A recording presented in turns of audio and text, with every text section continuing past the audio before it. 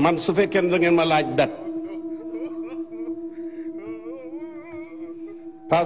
passation de service bi xam nga fu mu baax mars 2027.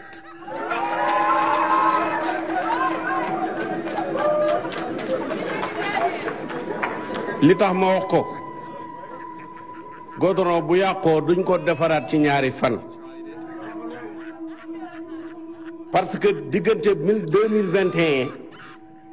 ak tey depuis mars 2021 ak tey ñu ngi yàq république yi di dëbb institution yi di saaga sëriñ si te gis ngeen bu ngeen sàgganee ba ñàkk ci dialogue bii ñun sëriñ si ñoo leen di àtte xaw ma tuwaale yi doonam tiwaawoonam Kaolack mais da ngeen di ñëw ñu àtte leen waaye ñun la sëñ bi le président doon wax ne am na force yu organisée paasoon nga am benn xalif général bu fukki xalif général wootee rek ne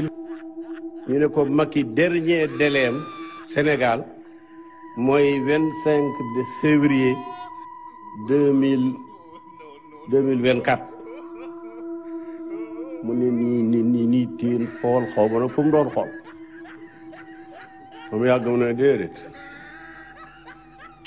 date boobu ngeen wax du boobu fekk de waaye bu weesoo dana fekk ba tey Macky fi nekk président Macky man duma comme duma la gis duma la déey fii laa lay déey gis nga li defar réew mi mooy njëf yi ñaar rek la maanaam benn kii inclusive nag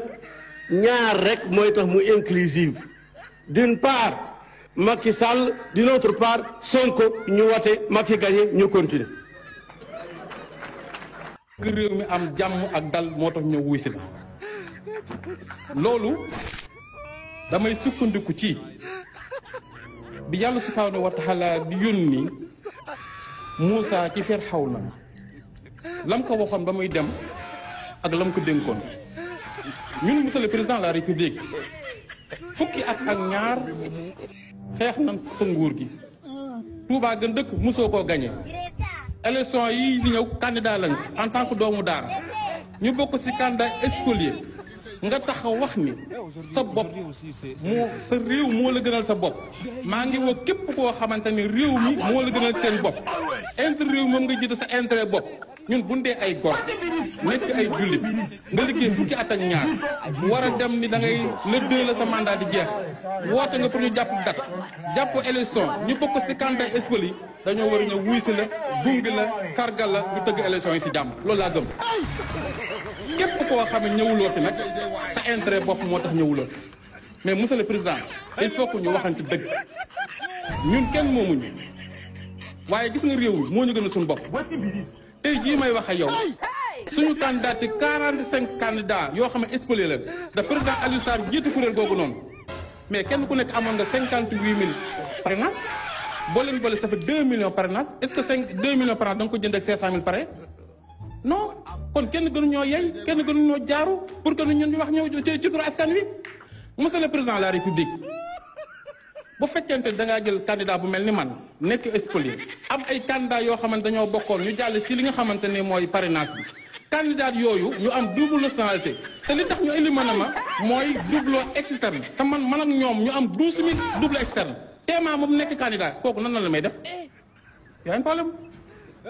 il faut que ñu waxtaan tappi xol yi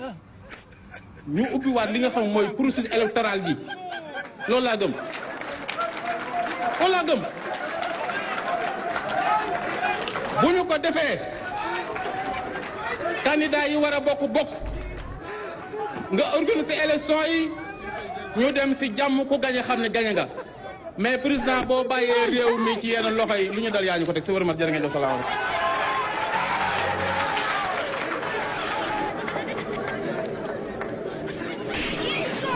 jërëjëf sëriñ bi jërëjëf sëriñ bi je voudrais à présent inviter yu mag a mag yëpp yi ci àdduna bi yónnee nañ seeni correspondant jàppoon ne réew mi ci tàkk lay dem ginnaaw bi conseil constitutionnel waxee nee di ngeen ëmbaat seeni bagage yóbbuwaat seeni caméra dellu.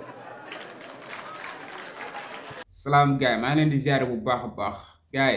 maa ngi leen di ñaan boo leen seetaanee vidéo bi ngeen di abonné di like vidéo bi bu baax a baax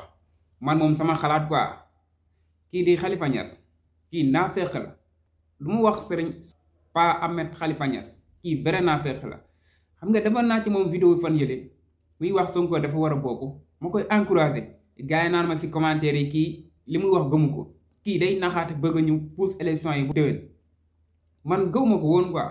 mais ndeke gars yi li ñu may wax yëpp dëgg la kii nii vrai naafeq la Cheikh Abdou Bara Dolly féete fii nii nee na Ousmane Sonko xaritam la léegi naafeq yi ñëppay feeñ gars yi dañuy wéet di àllu tim caméra yi di wax nga yaakaar ni buñ gisee Macky Sall nag mel ni non ñii Macky Sall comédien la leen jàppee te ñoom xamuñu ko quoi yéen seen débat bi yëpp Macky Sall wootewul lii de Macky Sall dialogue la woote Macky Sall waxu leen ne ngeen ñëw foofu di ko taggal ay maamam di ko waxal li nga xam ne loolu la bëgg Macky Sall solution la bëgg moo tax mu woo leen foofu noonu ngeen ñëw naan ko puusal élection yi demal bu temps bu la neex Macky Sall nee na moom doyal na quoi day dem nee na day dem quoi moom solution bëgg solution moo tax mu woo leen xam na ne dugg na si loo xam ne mënatu see génnee noonu moo tax mu bëgg ko dimbali pour génnee ko si porte bu yaatu mu génn bu rafet loolu la bëgg quoi mais yéen conseillé wu leen ko joxu leen ko benn solution lu dul naan ko yaay président bi bul dem bàyyi ci loxo yoo xam ne baaxul kii naan ko 2000 nekk fi ba 2027 non kii naan nañ tëggaat élection yi Cheikh Bara Dolly moom kooku moom ñëpp xam nañ ko léegi fan yi moom mooy loolu ñëpp xam nañ moom naafeex la li mu wax dara amu si fenkat la yal na ma yàlla baal mais Cheikh Bara Dolly fenkat la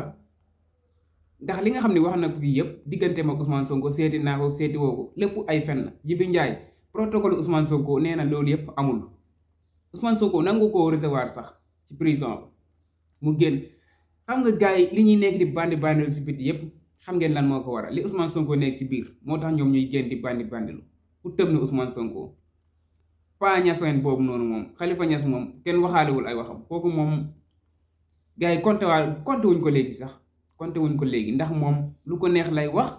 moom xoolul ci ay doomam xoolul ci ay taalibeem xoolul ci ay sitam xoolul ci tarixa bi nga xam ne moom la bokk rusu ci dara moom rusul sax wax léegi dindiwaat ko léegi loolu yoonam nekku si moom na am li mu bëgg rek waaw chaque jour nay am li mu bëgg loolu moo ko tax a jóg loolu lay doxal tamit vrai nitu intérêt la ki nga xam ne mooy Khalifa Niass ñii nag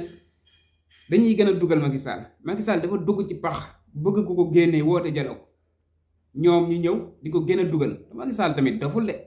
bu baax a baax xam na affaire yi fan la nekkee xam na jàmm ji fi muy jógee te moom tamit moo ngi si nee na amnistie dina ko def gars yi bëgg ñu nangu dina ko def waaw dina ko def nee na loi bi mercredi dina ko yóbbu assemblée nationale waaw pour Ousmane Sonko génn Bassirou Diomaye Faye génn li nga xam ne moo xewoon diggante 2021 ak 2024 bii nii lépp ñu faate ko effacé ko waaw muy ci côté Ousmane Sonko lépp la ñu effacé amul kenn koo xam ne da nga mën a toppati nit ci dara ñi nga xam ne rey nañ leen fii depuis 2021 ba léegi day say quoi day nax saay fekk loi bi jàll na loolu day nax saay li nga xam ne ñoo ngi koy topp Ousmane Sonko ak Bassirou Diomaye Faye yépp loolu day nax saay quoi loolu yëpp day jeex su man tooñ bi nga xam ne tooñ nañ ko waa Pastef yi nag di gré ay nit ñi di dóor ay bal mais loolu tamit duñ ko lijjanti dialogue bi nga xam ne moom la woote ku ko dimbalee lay wut yéen dimbale woo leen ko da ngeen koy gën a dugal loolu mooy problème bi gars yi bëggee naa leen bu baax a baax abonné leen aimé vidéo bi ba ci beneen vidéo jaajëf